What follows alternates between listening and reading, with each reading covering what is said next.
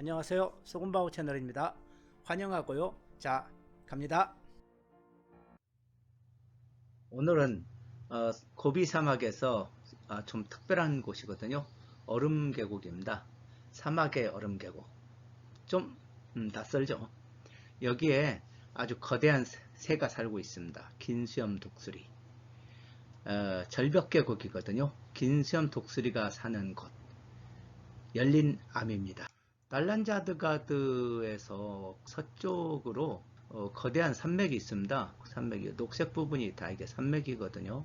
산악지대를 이렇게 표시했는데 지금 녹색이라고 해서 풀이 많은 곳은 아니고 그 사막과 이제 구별이 되니까 이렇게 녹색으로 해놓은 거거든요. 지도에서는 이렇게 표시가 되어 있습니다. 여기에 높은 봉우리가 3개 있습니다.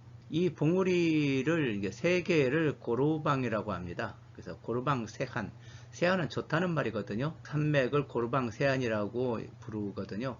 여기에 지금 소개하고자 하는 열리암이 있습니다. 여기에서 가장 높은 봉우리는 2846m 정도 된다고 합니다. 고비가 평균 1000에서 1500 정도 되니까 이제 사막에서 보면 그렇게 높은 봉우리는 아닙니다. 예, 공원에 가면요, 공원 입구에 말을 대하는 사람들이 있습니다. 말을 빌려 타고 트레킹을 까지 가는 사람이 있긴 한데, 말을 타고 트레킹 하면 좋죠. 굳이 여기서 승마를 할 필요는 없겠다는 생각도 들어요. 테를지에서 승마를 좀 하고 오신 분이라면. 여기서 공원 입구에 가면은 한 1km, 공원 입구까지 1km 정도밖에 안 떨어져 있거든요. 협곡 입구까지. 거기까지만 말을 타고 갑니다. 그러니까 얼마 안 돼요. 그래서 조금 아깝죠. 거기서는 내려서 이제 도보로 이제 트레킹을 하기 때문에, 예, 그렇습니다. 동쪽 산맥 입구 보면은 변성암 지대예요. 그래서 암벽 갈라진 틈으로 거대한 협곡이 있거든요. 여기가 달란자드가드에서 서북쪽으로 한 45km, 이제 서쪽. 여기에 열 하니까 열리남, 열려 있는가, 뭐, 이렇게 생각을 하기도 이제 그런데, 이게 열이, 독수리를 몽골 사람들이 열이라고 불러요. 긴수염 독수리인데, 이게 중앙아시아하고 북미 지역에 산다고 그래요. 또는 흰수염 독수리 이렇게 부르기도 합니다. 이게 이제 지상에서 가장 높이 나는 새예요. 날개 길이가 거의 3m가 넘는다고 그럽니다. 협곡으로 들어가면요, 큰 암벽 높이가 굉장히 높습니다. 거의 200m 이상 될 정도 되거든요. 경사도 가파르고요. 가파른 사이에 좁은 양쪽 암석 벽면이 매끄럽지 않고 울퉁불퉁해요. 물에 의해서 이게 침식이 된 깎인 지형인 것 같으면은 매끈하거든요. 설악산 천불동계곡 화강암이 매끄럽게 깎여나간 V자 계곡이거든요. 물에 의한 침식 지형인가, 아니면 다른 원인에서 생긴 건가, 이렇게 볼 수가 있는데, 여기는 물에 의해서 침식된 지형은 아니에요.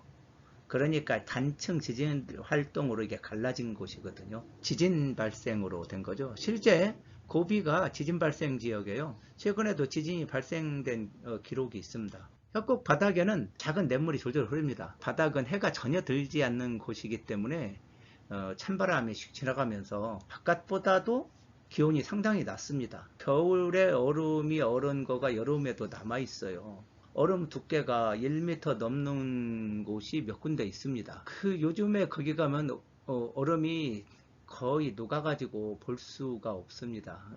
우리나라 휴가철이 대부분 8월이기 때문에 8월 달에 여기를 많이 가거든요. 그럼 가이드가 얼음 계곡이라고 차 안에서 실컷 소개를 해놨는데, 여기 가면 얼음이 없어요. 아니, 왜 얼음이 없어요?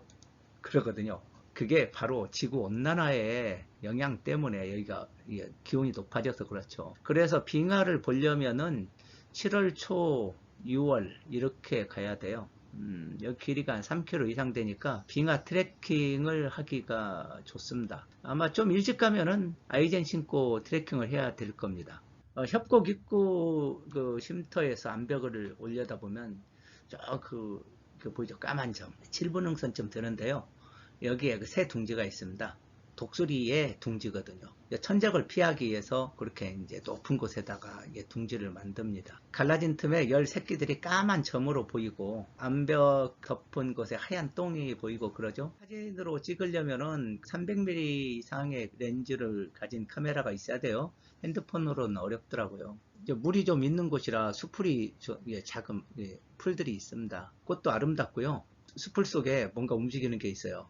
토끼인가 했더니 토끼는 아니더라고요. 설치류예요. 몽골 고원에는 여러 종류의 설치류가 삽니다. 큰 것도 있고 작은 것도 있고 요 녀석이 열의 먹인가 했더니 아니에요. 열은 사냥하지 않는다고 합니다.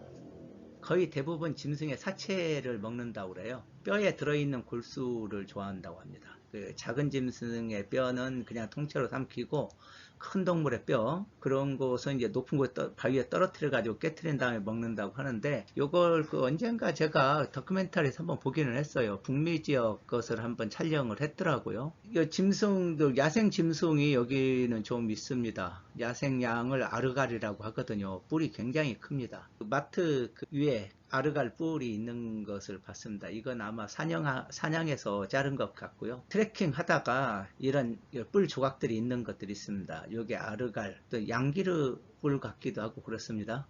열은 중앙아시아에서 해발 1500에서 3000m 지역에 사는 육식 맹금 독수리입니다. 몸 길이가 1m 이상 되고요. 날개를 펴면 3m 이상 된다고 하니까 굉장히 큰 새죠. 주둥이 아래에 긴 수염이 있는데 요거 때문에 긴 수염 독수리. 여기 가장 높이 나는 새라고 그래요. 한번 날면은 7,500m 이상 올라간다고 하니까 히말라야, 에베레스트까지 올라갈 수 있나? 굉장히 높이 나는 새입니다. 까마득하게 거의 비행기 수준으로 올라가죠. 하늘에 이제 올려다 보면 쪽빛 하늘에 열의 비형을 볼 수가 있습니다. 참 아름답습니다. 몽골에서 육식 새 중에서 가장 크고 희귀한 새죠. 예전에는 사냥을 많이 했나 봅니다. 몽골 위키피디아 페이지 보면은 열 사냥한 사진들이 있거든요. 그런데 이제 1953년부터 사냥이 금지시켰고요. 2012년에 몽골 정부에서 7번째 희귀동물, 우리로 치면 천연기념물로 등록을 했다고 합니다. 협곡 중간쯤에 이제 쭉 가니까 석기시대 사람이세요.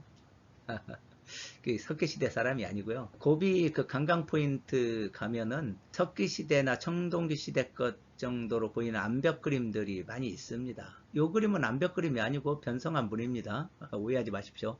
이런 것들을 재현하려고 하는지 이제 둘이서 열심히 암석 조각에 암각화를 새겨서 팔고 있습니다. 여기서밖에 살 수 없으니까 이것도 기념품으로 챙겨도 괜찮을 것 같습니다. 협곡의 본격적 길이는 한 2-3km 정도 돼요. 입구가 상류니까 물이 내려가는 방향으로 갔다가 다시 올라가는 방향으로 회귀합니다. 냇물은 경사가 급하지 않기 때문에 물도 빠르질 않아요. 중간중간에 쉴만한 곳도 있고 여기가 아주 시원하게 고비 여행은 아주 뜨겁기 때문에 힘들거든요. 거기서 시달린 몸을 회복시키는 좋은 힐링 코스가 될 수 있습니다. 반팔 여름 복장으로 들어가면은 어렵죠. 한기가 가서 시달리니까 바람막이 파카 이 정도는 가지고 가야 됩니다. 몽골 여행집에 그 정도는 챙겨 가지고 가죠. 그 입구에 꽃들이 참 아름답습니다. 에델바이스인가요? 좋죠. 여러 종류 꽃이 있는데 이름들은 다 모르겠더라고요. 여기에도 이 높은 절벽만큼 슬픈 전설이 있는 곳입니다. 여기도 사람 사는 곳이니까 이야기들이 있겠죠. 이 지역에 어렸을 때부터 남자 여자 둘이서 함께 자라면서 서로 사이좋게 예쁜 아이 둘이 있었습니다. 둘이 서로 사랑하는 사이가 되었었거든요. 물론 여자도 이쁘고 남자도 이쁘고 그렇겠죠. 우리 같으면 갑돌이 아갑순이 이도령과 춘향이 뭐 그렇게 되나요? 문제는 둘의 이제 결혼 정년기 때 생겨납니다. 여자의 아버지가 둘 사이를 갈라놓거든요. 딸을 둔 아버지는 욕심이 있어요. 좋은 데로 시집 보내려고 하거든요. 마침 칸의 아들이 욕심을 냅니다. 그 딸을 달라고 하죠. 딸은 이미 마음에 정한 친구가 있거든요. 같이 자란 사내아이. 왕의 아들이 꼼수를 부립니다. 속임수를 써서 제거를 하려고 하죠. 불러가지고 야 열의 똥이 만벽통치하기인 거 널 알잖아. 그거 따와. 그 공로를 세우면은 그래 갑순이 너한테 줄게. 나 미련 버리마. 그렇게 꼬시거든요. 자, 이 불쌍한 아이가 협곡으로 올라갑니다. 가장 높은 그 암벽에 올라와서 열의 둥지까지 가죠. 얼마나 높습니까? 열의 똥을 뜯어내다가 떨어지게 되죠. 결국 이 아이는 떨어져서 나오지 못합니다. 그리고 새의 먹이가 되죠. 이 처녀는 왕자와 결혼하게 되죠. 그런데 하루 종일 슬피 울다가 밤에 탈출해 합니다. 그리고 사라집니다. 사람들이 겨울이 지나고 봄에 눈이 녹자 열의 바위에 가보게 됩니다. 열 둥지 바로 아래에서 바위 갈라진 틈에 처녀의 시체가 발견이 됩니다. 그 이후로 이 바위, 사랑하는 남녀가 서로 사랑을 찾기 위해서 사라진 곳이거든요. 그래서 사랑, 헤르트, 돌, 호열의, 산마루, 흩털. 그래서 헤르트, 호열인, 흩털이라고 부른다고 합니다. 어떻습니까, 여러분? 이렇게 슬픈 사랑 이야기를 생각하면서 이렇게 시원한 곳에서 한번 힐링하는 것도 좋습니다. 사랑의 얘기가 사람 사는 곳이면 다 있는 것 같습니다. 그리고 지배자의